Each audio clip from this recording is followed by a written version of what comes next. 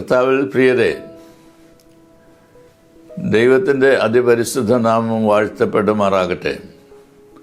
ഏവർക്കും ഈസ്റ്റർ ആശംസകൾ. ഉയർപ്പ് പെരുന്നാളിൻ്റെ സന്തോഷത്തിലേക്ക് പ്രവേശിക്കുവാൻ ദൈവം കൃപ ചെയ്തതിനെ ഓർത്ത് ദൈവത്തെ സ്തുതിക്കുന്നു.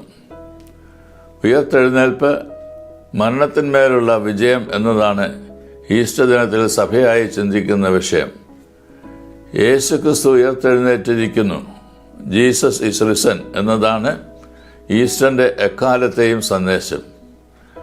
യേശുവിൻ്റെ ഉത്ഥാനം മരണത്തിന്മേലുള്ള വിജയവും ദൈവിക ശക്തിയുടെ വെളിപ്പെടുത്തലുമാണ്. യേശുക്രിസ്തുവിൻ്റെ ഉയർപ്പ് ക്രിസ്തീയ വിശ്വാസത്തിൻ്റെയും ആധ്യാത്മികതയുടെയും അടിസ്ഥാന ശിലയുമാണ്.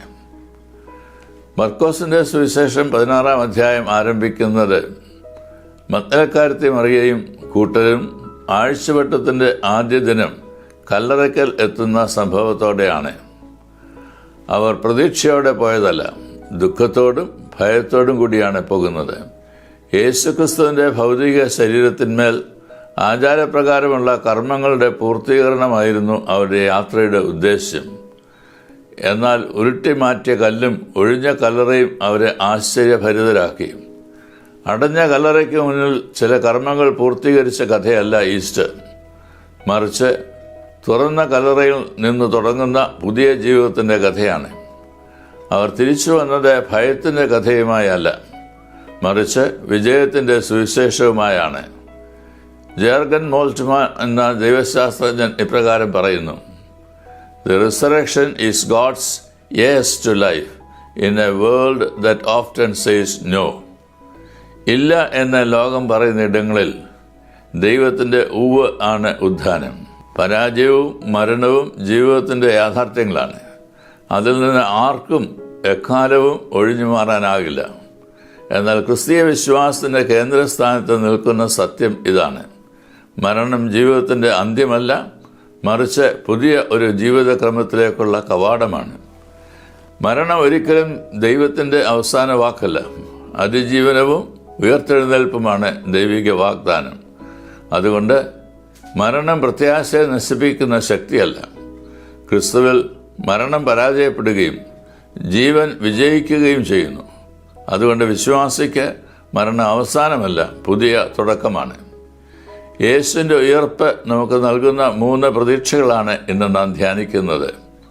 1, ദൈവം മുന്നോടിയായി പ്രവർത്തിക്കുന്നു. God goes ahead of us. സ്ത്രീകൾ കല്ലറയിലേക്ക് പോകുമ്പോൾ അവരുടെ വലിയ ആശങ്ക കല്ലറവാതിക്കലുള്ള കല്ല് ആര് ഉരുട്ടി മാറ്റും, മാർക്ക് 16:3 എന്നതായിരുന്നു. ഇത് ഉത്ഥാന രാവിലെ സ്ത്രീകളുടെ മാത്രം ചോദ്യമല്ല, ഈ കാലഘട്ടത്തിൻ്റെ തന്നെ ചോദ്യമാണ്.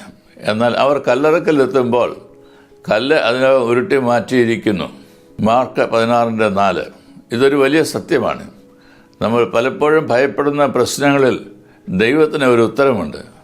സദാ കർമ്മനിരതനായ ഒരു ദൈവമാണ് ഉത്ഥാനത്തിൻ്റെ ദൈവം. നമ്മൾ ആശങ്കപ്പെടുമ്പോൾ ദൈവം അവ മുന്നമേ അറിയുകയും തൻ്റെ മക്കളുടെ ആവശ്യങ്ങളിൽ പ്രവർത്തിക്കുകയും ചെയ്യുന്നു. പ്രശസ്ത അമേരിക്കൻ എഴുത്തുകാരനായ റിക് വാരൻ ഇപ്രകാരം പറഞ്ഞിട്ടുണ്ട്: faith is trusting God even when you don't understand his plan. നമ്മളുടെ ജീവിതത്തിലെ കല്ലുകൾ എന്തു തന്നെയായാലും ദൈവത്തിൻ്റെ ശക്തിക്ക് മുമ്പിൽ അവയൊന്നും അവസാനമല്ല. കാരണം ദൈവം ജീവൻ്റെയും മരണത്തിൻ്റെയും മേൽ അധികാരമുള്ളവനും ക്രൂശിനെയും മരണത്തെയും അതിജീവിച്ചവനുമായ കർത്താവാണ്. കല്ലറയ്ക്കൽ കാണുന്ന കല്ല് വലുതായിരുന്നു എന്നും അതിൽ റോമൻ മുദ്ര പേറിയിരുന്നു എന്നും സുവിശേഷം രേഖപ്പെടുത്തുന്നുണ്ട്. ഇവ അധികാരം കൊണ്ടും സാമ്രാജ്യ ശക്തി കൊണ്ടും മനുഷ്യ ജീവിതത്തെ പ്രതിരോധത്തിലാക്കുകയും പ്രതീക്ഷ നഷ്ടപ്പെടുത്തുകയും ആശങ്ക വർദ്ധിപ്പിക്കുകയും ചെയ്യുന്ന സാഹചര്യങ്ങളെ സൂചിപ്പിക്കുന്നു. അത്തരം സാഹചര്യങ്ങളിലും ഇടപെടുന്ന ദൈവത്തെയാണ് ഉയർപ്പ് ഞായർ വെളിപ്പെടുത്തുന്നത്. യേശുവിൻ്റെ ഉത്ഥാനം നമ്മളുടെ വിശ്വാസത്തെ കൂടുതൽ ആഴപ്പെടുത്തണം. കല്ല് ഉരുട്ടി മാറ്റിയത് മനുഷ്യശക്തിയാലല്ല, അത് ദൈവത്തിൻ്റെ നിശബ്ദമായ ഇടപെടലായിരുന്നു.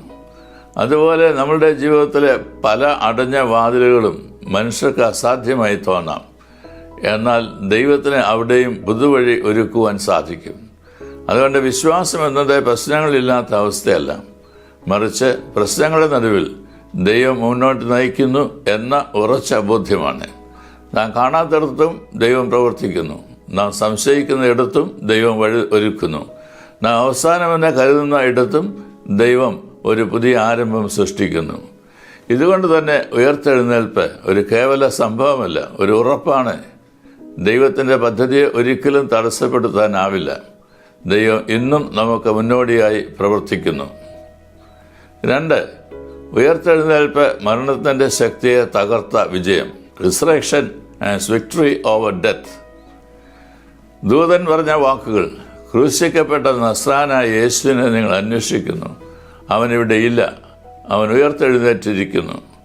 മാർക്ക് 16:6. ഇത് ചരിത്രത്തിലെ ഏറ്റവും ശക്തമായ പ്രഖ്യാപനമാണ്. മരണം പരാജയപ്പെട്ടു, ദൈവിക ശക്തി വിജയിച്ചു. ജീവന്റെ സാധ്യതകളെ തകർക്കുന്ന എല്ലാറ്റിന്മേലുള്ള വിജയമാണ് ഉയർപ്പ്. ക്രിസ്തുവിൻ്റെ ഉത്ഥാനം മരണത്തെ കൊല്ലുകയും പാതാളത്തെ ജയിക്കുകയും തൻ്റെ സൃഷ്ടിയെ പുതുതാക്കുകയും ചെയ്യുന്ന അനുഭവമായി മാറി.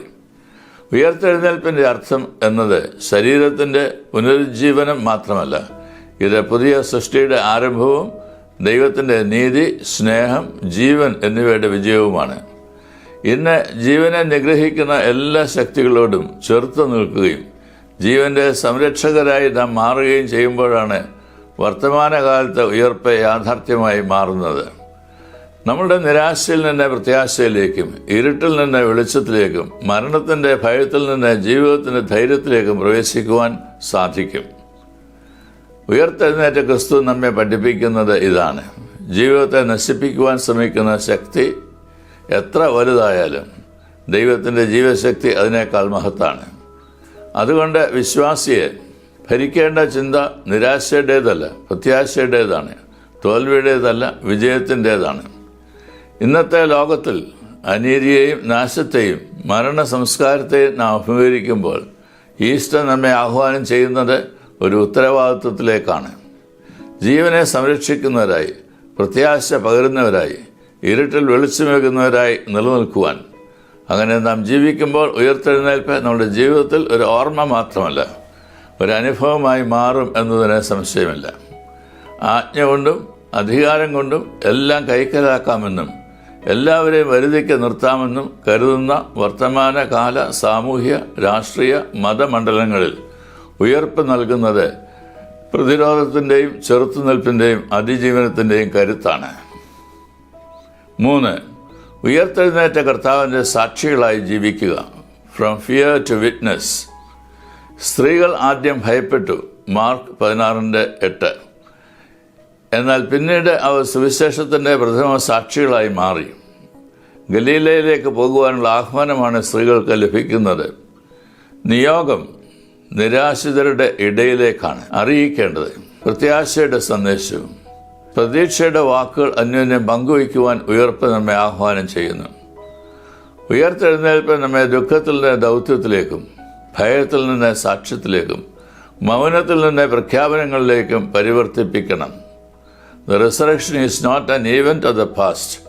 It is a power of the present. ഉത്ഥാനത്തിന് സാക്ഷികളായ ജീവിതം തന്നെ ഒരു സാക്ഷ്യമായിരിക്കണം. പ്രത്യാശയില്ലാത്ത ലോകത്ത് പ്രത്യാശയുടെ ശബ്ദമായി നിൽക്കണം. നീതി, സ്നേഹം, കരുണ എന്നിവ വഴി ഉയർത്തെഴുന്നേൽപ്പിൻ്റെ ശക്തി ലോകത്തെ പ്രദാനം ചെയ്യണം. ഉയർപ്പ് ഒരു ആന്തരിക വിപ്ലവത്തിൻ്റെ കഥയാണ്. ഭയത്തിൽ വിറച്ചിരുന്ന സ്ത്രീകൾ ദൈവത്തിൻ്റെ ഇടപെടൽ അനുഭവിച്ചപ്പോൾ മൗനത്തിൽ നിന്ന് സന്ദേശത്തിലേക്കും ആശങ്കയിൽ നിന്ന് പ്രഖ്യാപനത്തിലേക്കും ഉയർന്നു വന്നു. അവർ കേട്ടത് ഒരു വാർത്ത മാത്രമല്ല, അവരുടെ ജീവിതത്തെ തന്നെ മാറ്റിമറിച്ച ഒരു അനുഭവമായിരുന്നു. അതുകൊണ്ടാണ് അവർ ലോകത്തിൻ്റെ ആദ്യ സാക്ഷികളായി മാറിയത്. ഉയർത്തെഴുന്നേൽപ്പിൻ്റെ സാക്ഷികളാകുന്നത് കേവലം വാക്കുകളിലൂടെ മാത്രമല്ല, ജീവിതത്തിലൂടെയാണ്. നമ്മുടെ ഓരോ പ്രവൃത്തിയും, ഓരോ തീരുമാനവും, ഓരോ ബന്ധവും ജീവിതം തന്നെ ഒരു സാക്ഷ്യമായി മാറണം. പ്രത്യാശ നഷ്ടപ്പെട്ട ലോകത്തിൽ പ്രത്യാശയുടെ ശബ്ദമായി നിൽക്കുക. അനീതിയുടെ ഇടയിൽ നീതിയുടെ പാത പിന്തുടരുക. സ്നേഹമില്ലാത്തടത്ത് സ്നേഹം പകരുക. ഇതെല്ലാം ഉയർപ്പിൻ്റെ സാക്ഷ്യ അനുഭവങ്ങളാണ്. അങ്ങനെ ഭയത്തിൽ നിന്ന് സാക്ഷ്യത്തിലേക്ക് നാം യാത്ര ചെയ്യുമ്പോൾ ഉയർത്തെഴുന്നേൽപ്പ് സമകാലിക ജീവിതത്തിൽ പകരപ്പെടുന്ന ദൈവശക്തിയായി നമ്മിൽ വെളിപ്പെടും. അതുകൊണ്ട് ഈസ്റ്റർ ഒരു ആഘോഷം മാത്രമല്ല, ഒരു ആഹ്വാനമാണ്. നിർജീവ അവസ്ഥയിൽ നിന്ന് സജീവതയിലേക്ക് കടക്കുവാൻ, ഭയങ്ങളെ മറികടക്കുവാൻ, മൗനത്തെ സാക്ഷ്യമാക്കുവാൻ, ജീവിതത്തെ ഒരു പുതിയ ദിശയിൽ നയിക്കുവാൻ ഉയർപ്പ് നമ്മെ ആഹ്വാനം ചെയ്യുന്നു. അതിനായി നമ്മെ ദൈവകരങ്ങളിൽ അർപ്പിക്കാം. എല്ലാവർക്കും ഒരിക്കൽ കൂടി ഈസ്റ്റർ ആശംസകൾ.